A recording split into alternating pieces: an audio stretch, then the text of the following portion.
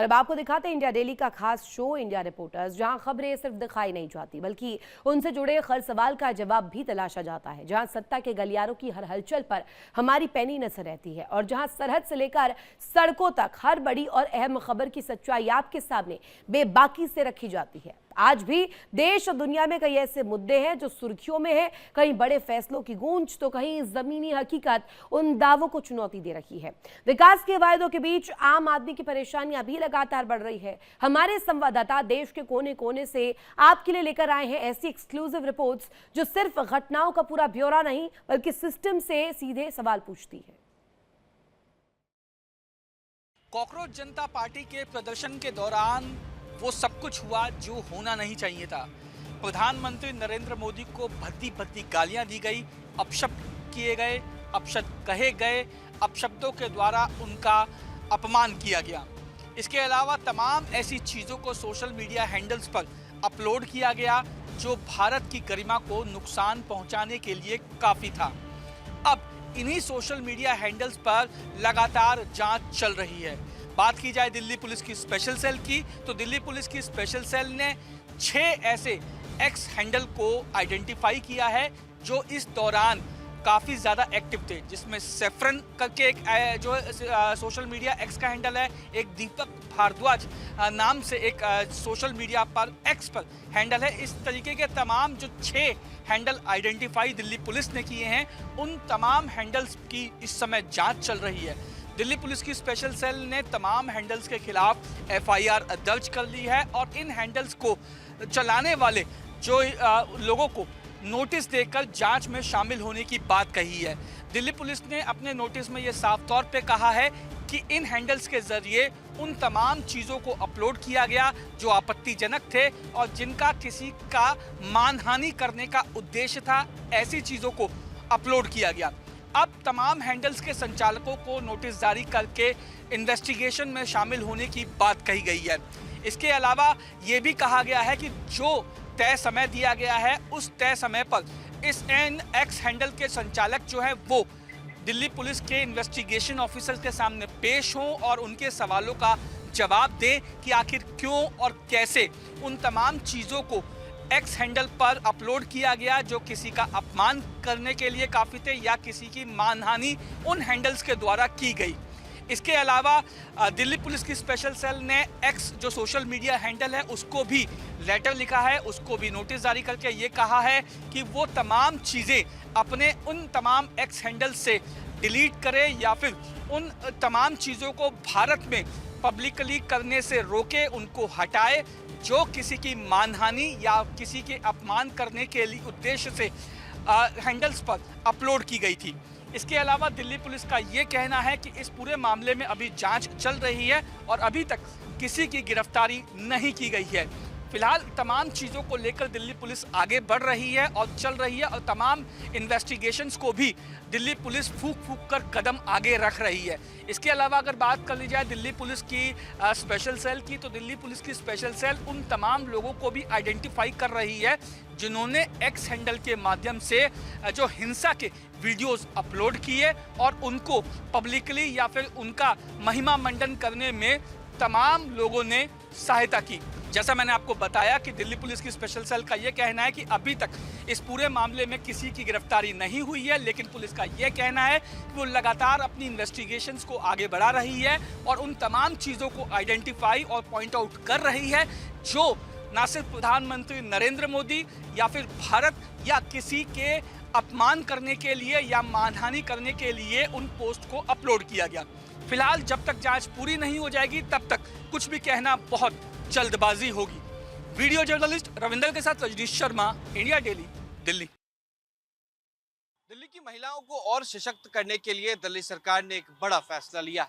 बीते दिन दिल्ली के मुख्यमंत्री रेखा गुप्ता ने कैबिनेट में एक बड़ी मंजूरी दी है जिसके तहत अब महिलाओं को हर महीने 2500 रुपये उनके खाते में दिया जाएगा। मुख्यमंत्री रेखा गुप्ता ने बीते दिन कैबिनेट में इस मुद्दे को पारित किया है और सबसे बड़ी बात कि अब 21 साल से लेकर 60 वर्ष तक की महिलाओं को ये पैसा जो है वो दिया जाएगा।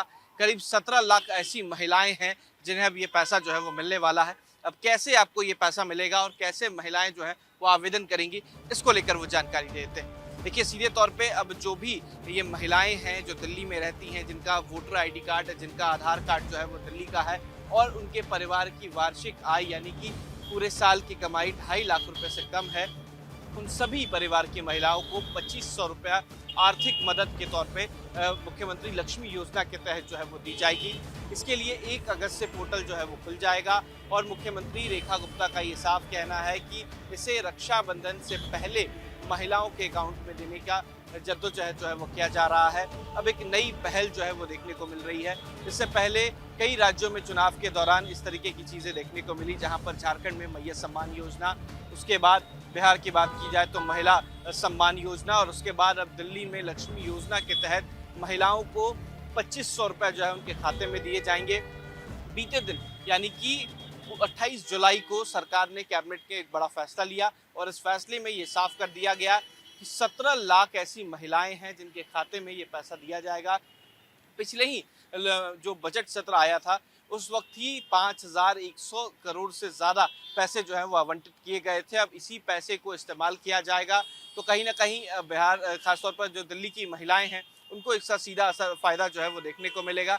लेकिन जिनके परिवार के वार्षिक आय यानी कि सालाना इनकम जो है वो 2.5 लाख से कम होगी, उसी परिवार की महिलाओं को इसका फ़ायदा मिल पाएगा। उम्र की अगर बात की जाए तो 21 साल से लेकर 60 साल की जो महिलाएं हैं उन्हें इसका फ़ायदा होगा।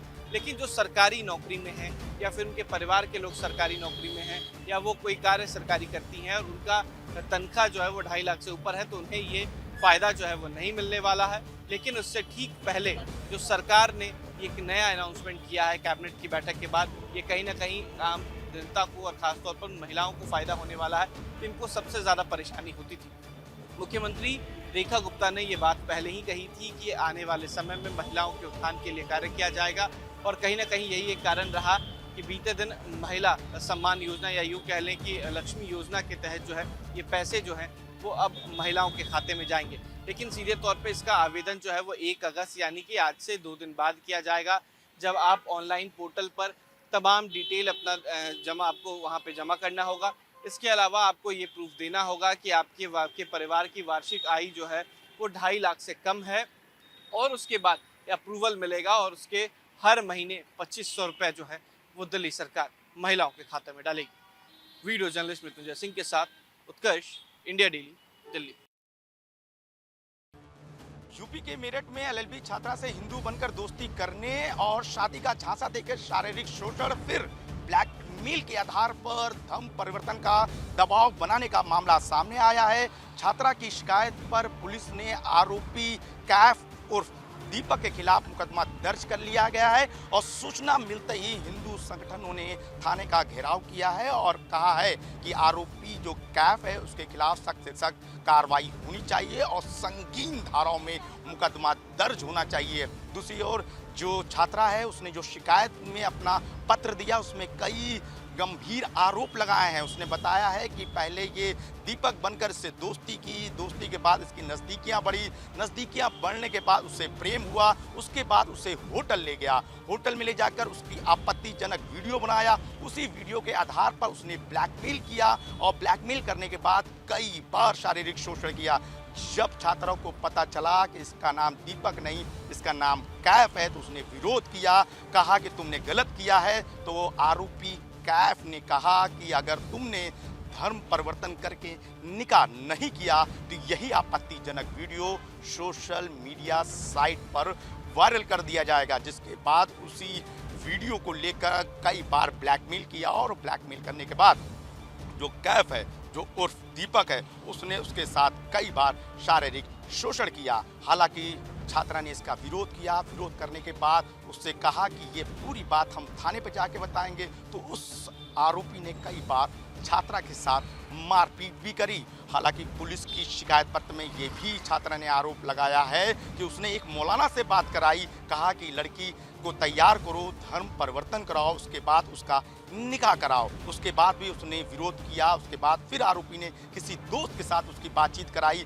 दोस्त ने भी उसको कहा कि हिंदू धर्म में कुछ नहीं रखा है, तुमने प्रेम किया है, प्रेम एक शुद्ध होता है, तुम धर्म परिवर्तन करके मुस्लिम बनो, मुस्लिम बन के निकाह कर लो। फिर उसने विरोध किया। विरोध करने के बाद जब वहाँ से उसकी चुंगल से निकली तो परिजनों को पूरी आपबीती बताई। परिजनों ने मिलकर थाने पर अपनी शिकायत दर्ज कराया। उसके बाद संगीन धाराओं में यानी धर्म परिवर्तन के मामले को लेकर मुकदमा दर्ज करने के बाद पुलिस ने आरोपी को हिरासत में लेकर सभी चीज़ों को लेकर अब जांच शुरू कर रही है। पुलिस ये जानने की कोशिश कर रही है कि आखिर इस आरोपी के पीछे कौन लोग शामिल हैं, क्या कोई सिंडिकेट तो वर्क नहीं कर रहा है, या जो मौलाना था वो मौलाना कौन है, वो दोस्त कौन है जो छात्रा के साथ वो दबाव में लेकर उसका धर्म परिवर्तन करना चाह रहा था। अब पुलिस सभी मामलों पर तफ्तीश जारी है। पर मेरठ से बेहद गंभीर मामला सामने आया है, जहाँ पर धर्म परिवर्तन और धर्मांतरण का मामला देखा जा रहा है और हिंदू संगठनों में काफ़ी रोष है और हिंदू संगठन लगातार धरना दे रहे हैं और थाने पर साफ तौर पे कह रहे हैं कि आरोपी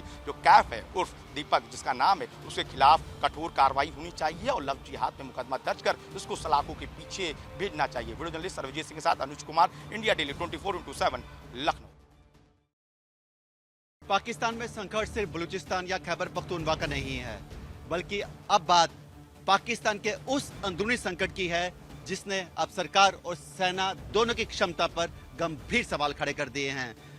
पाकिस्तान के विपक्ष ने खुलकर आरोप लगाया है कि खैबर पख्तूनवा और बलूचिस्तान में सेना के अभियान राज्य प्रायोजित तानाशाही का उदाहरण बन चुके हैं। विपक्ष का दावा है कि सुरक्षा के नाम पर कार्रवाई हो रही है, लेकिन हालात सामान्य होने के बजाय लगातार बिगड़ते जा रहे हैं। दूसरी तरफ सेना का कहना है कि वह आतंकवाद के खिलाफ अभियान चला रही है और देश को अस्थिर करने की कोशिश का जवाब दे रही है।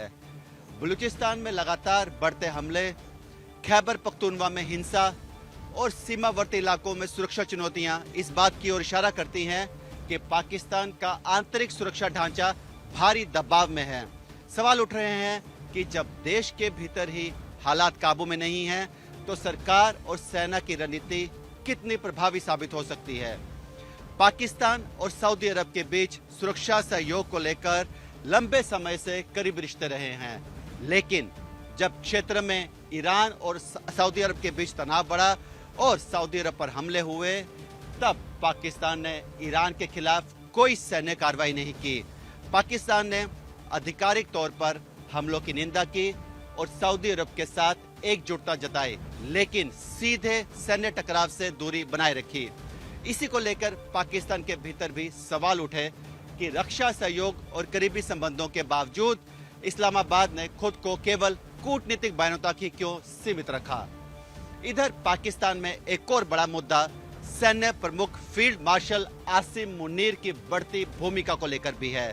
आलोचकों का आरोप है कि राष्ट्रीय सुरक्षा और विदेश नीति से जुड़े अहम फैसलों में सेना का प्रभाव लगातार बढ़ रहा है। विपक्ष का कहना है कि लोकतांत्रिक संस्थाएं कमजोर हो रही हैं और देश में राजनीतिक असंतोष बढ़ता जा रहा है। यानी एक तरफ बलूचिस्तान में अशांति, दूसरी तरफ खैबर पख्तूनवा में सुरक्षा संकट, तीसरी तरफ विपक्ष की तानाशाही के आरोप और चौथी तरफ सेना की बढ़ती भूमिका और इसके साथ साथ पांचवी तरफ विदेश नीति को लेकर उठते सवाल। कुल मिलाकर पाकिस्तान इस समय कई मोर्चों पर एक साथ चुनौतियों का सामना कर रहा है। सरकार और सेना का दावा है कि वह आतंकवाद और अस्थिरता से लड़ रहे हैं, लेकिन विपक्ष का आरोप है कि उनकी नीतियां हालात सुधारने की बजाय देश के भीतर राजनीतिक और सुरक्षा संकट को और गहरा कर रही हैं। सोशल मीडिया पर वायरल हो रही खबरें यही सवाल छोड़ती हैं कि क्या पाकिस्तान सरकार और सेना देश के अलग अलग हिस्सों में बढ़ती चुनौतियों पर प्रभावी नियंत्रण स्थापित कर पाएंगी, या फिर राजनीतिक अस्थिरता, सुरक्षा संकट और जनता का बढ़ता असंतोष आने वाले दिनों में पाकिस्तान के लिए और बड़ी चुनौती बन सकता है। कैमरामैन सुनील के साथ विकास अब्रोल, इंडिया डेली 24/7 के लिए जम्मू से। और इसी के साथ यहाँ रुकेंगे एक छोटे से ब्रेक के लिए। आप बने रहिए इंडिया डेली के साथ। देखिए इंडिया डेली 24/7 अब आपकी स्मार्ट टीवी पर। इंडिया डेली मौजूद है सभी डिजिटल प्लेटफॉर्म पर लाइव और लगातार। इंडिया डेली 24/7 हर दिन राष्ट्र को समर्पित।